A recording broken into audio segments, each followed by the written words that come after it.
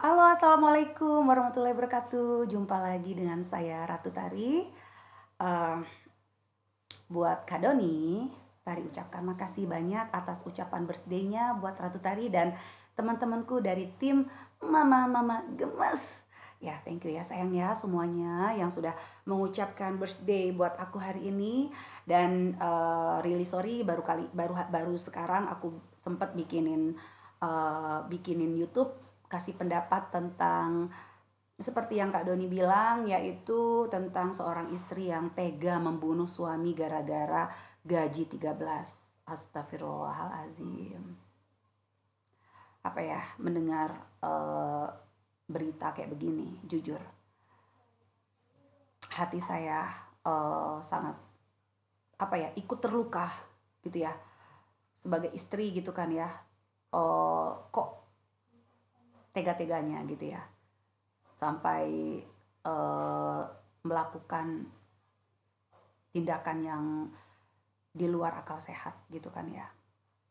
Seperti yang kita tahu di dalam agama ada dua manusia yang wajib kita patuhi, yang wajib kita hormati. Yang pertama yaitu kedua orang tua kita. Karena mereka yang mendidik kita, yang membesarkan kita, dan kita wajib hormat kepada mereka. Dan yang kedua adalah suami. Ketika kita sudah memutuskan untuk menikah, suamilah yang harus kita hormati selain dari kedua orang tua kita. Gitu kan? Sudah jelas-jelas di dalam Al-Qur'an, azab bagi seorang istri yang durhaka kepada suami. Gitu ya. Kita tidak akan pernah bisa mencium surga jika kita durhaka pada suami.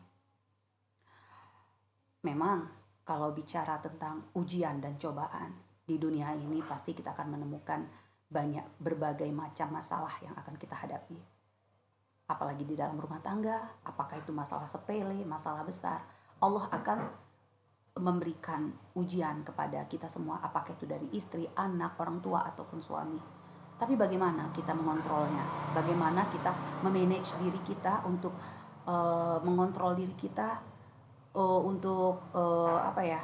Jangan sampai kita melakukan hal-hal yang konyol gitu kan ya, yang mengikuti bisikan setan. Itu kan bisikan setan agar kita mengikuti apa yang iblis mau gitu kan. Karena seperti kita tahu iblis memang tidak menyukai manusia itu masuk surga gitu kan ya.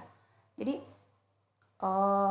disitulah ujian buat kita, bagaimana kita mengontrol diri, mengontrol emosi kita gitu kan. Kalau bicara masalah ujian, cobaan, itu di dunia ini pasti nggak luput dari ujian dan cobaan gitu kan. Apapun itu. Tapi jika kita selalu mawas diri, selalu istighfar gitu kan.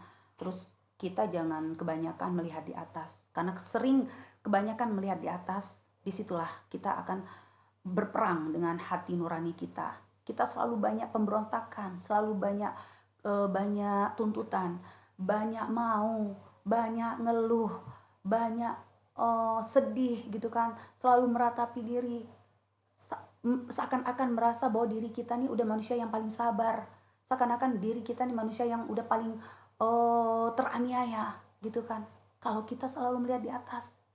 Tapi jika kita sesekali kita melihat ke bawah, kita lihat ke bawah, banyak yang lebih parah dari kehidupan kita, banyak yang lebih lebih susah dari kehidupan kita. Ibarat kata ya, kita diberikan rumah walaupun mungkin tidak semewah dengan rumah orang lain. Kalau kita mensyukuri, itu akan serasa apa ya? Rumah itu walaupun mungkin dipandang orang kecil gitu ya, kumuh ibarat kata, tapi kalau kita bahagia, kita mensyukuri nikmat Allah, maka kita merasa tuh seakan-akan merasa itu di surga. Beda walaupun kita di rumah yang mewah gitu ya, rumah yang perlengkapan yang serba mewah, tapi jika kita tidak pernah mensyukuri nikmat Allah, maka kita akan merasa selalu kekurangan dan merasa tidak tentram dan damai di dalam rumah itu. Kita merasa kayak neraka. Karena kenapa? Karena kita selalu membandingkan hidup kita dengan orang lain. Membandingkan diri kehidupan kita.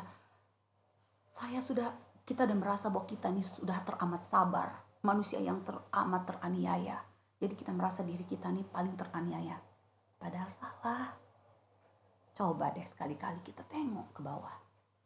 Kita lihat, sekali-kali kita terjun ke lapangan. Seperti yang aku sama teman-teman aku dari tim Mama Gemes itu bela-bela loh ke lapangan untuk melihat bagaimana nasib orang di luar sana.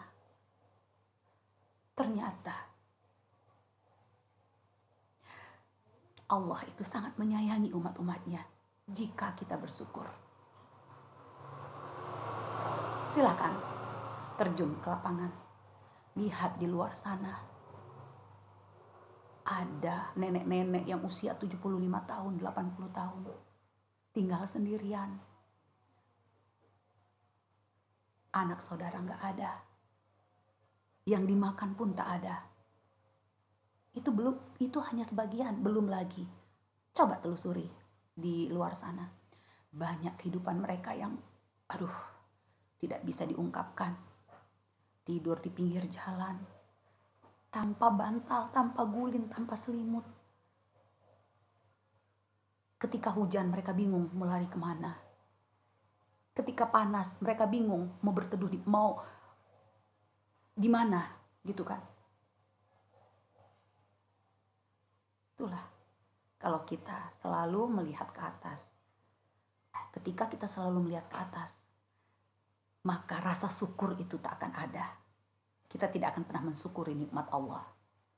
Tapi jika sekali-kali kita lihat ke bawah gitu ya, kita telusuri tempat-tempat orang yang tidak punya gitu kan, tempat orang-orang yang kekurangan, baru di situ mata hati kita akan terbuka bahwa Allah itu amat menyayangi kita. Saya jangankan berpikir harus bermimpi punya keluarga yang kaya raya, keluarga pejabat. Siapa yang nggak pengen kaya? Siapa yang nggak pengen hidup mewah? Gak munafik, semua orang pasti menginginkan itu. Tapi jika kita selalu bersyukur atas nikmat yang Allah berikan, kita tidur, nggak usah jauh-jauh, di samping anak kita saja. Ketika kita tidur ada anak kita di sebelah kita. Aduh, saya bersyukur. Alhamdulillah ya Allah. Terima kasih ya Allah atas nikmat yang Kau berikan.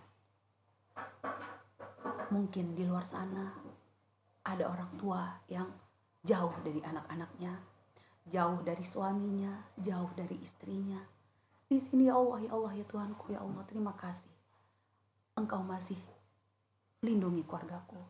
Aku masih berada di dekat keluargaku. Kalau kita mensyukuri akan itu. Kebanyakan seorang istri karena dia tidak pernah mensyukuri atas rezeki yang Allah berikan, mensyukuri atas nikmat yang Allah berikan, sehingga dia bisa bertindak sekonyol itu. Dan semoga kejadian ini hanya cukup di dia saja dan tidak terjadi kepada wanita-wanita yang lain. Dan semoga video saya ini bisa didengar oleh seluruh wanita dan istri-istri di manapun saja berada. Ya mungkin saya tidak bisa merasakan apa, saya tidak tahu apa yang dia rasakan di sana. Tapi satu pesan saya, jika kita selalu mensyukuri nikmat Allah dan perbanyak ibadah dan zikir, insya Allah kita akan terhindar dari perbuatan-perbuatan yang tercela itu. Apalagi na'udzubillah min dzalik, sampai tega membunuh suami kita sendiri yang dia adalah ayah dari anak-anak kita, imam kita di dunia. Kayak gitu. Ya sudah, itu saja yang bisa saya sampaikan. Wassalamualaikum warahmatullahi wabarakatuh.